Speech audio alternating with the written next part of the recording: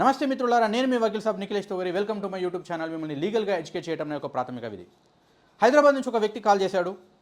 అతనికి ఒక చిన్నప్పటి ఫ్రెండ్ ఉన్నాడు విజయవాడలో. ఆ విజయవాడ ఫ్రెండ్కు ఈయనకు మధ్యలో ఒక బిజినెస్ పార్ట్నర్షిప్ ఉంది, బిజినెస్ జరిగింది. ఎప్పుడు తరచుగా ఆ విజయవాడలో ఉన్న వ్యక్తి హైదరాబాద్కు వచ్చి కలుస్తూ ఉంటారు, మాట్లాడుకుంటూ ఉంటారు. ఈసారి కూడా అతను హైదరాబాద్కు వచ్చాడు. సో ఇక్కడ సిట్టింగ్లో మూడో వ్యక్తి ఇంట్లో కూర్చున్నాడు హైదరాబాద్లోనే. సిట్టింగ్ వేస్తూ మందు తాగుతూ స్నాక్స్ తీసుకొస్తూ వాళ్ళ మధ్యలో ఆర్గ్యుమెంట్ జరిగింది. అది కూడా హీటెడ్ ఆర్గ్యుమెంట్కి వెళ్ళిపోయింది. ఒకరొకరు వాదించుకున్నారు, నువ్వు వీళ్ళని అంటే నువ్వు వీళ్ళని కేసులో అని చెప్పి. సో ఆ వాదోపవాదాలు జరిగిన తర్వాత తాగింది కూడా ఎక్కువైపోయి గొడవ పెద్దగా అయిపోయింది, కొట్టుకున్నారు. ఈ కొట్టుకోవటంలో ఈ యొక్క హైదరాబాద్లో ఉండే ఒక వ్యక్తి యొక్క ఇంపోర్టెడ్ కాస్ట్లీ వాచ్ అనేది పగిలిపోయింది, డ్యామేజ్ అవ్వడం జరిగింది. ఇప్పుడు క్వశ్చన్ ఏంటంటే, ఇతని డౌట్ ఏంటంటే, నేను కంపెన్సేషన్ కోసం కేసు హైదరాబాద్లో వేయాలా లేదా విజయవాడలో వేయాలా, డిఫెండెంట్ ఎక్కడైతే ఉంటున్నాడో అక్కడ వేయాలా అనేది ఇతను ఒక క్వశ్చన్.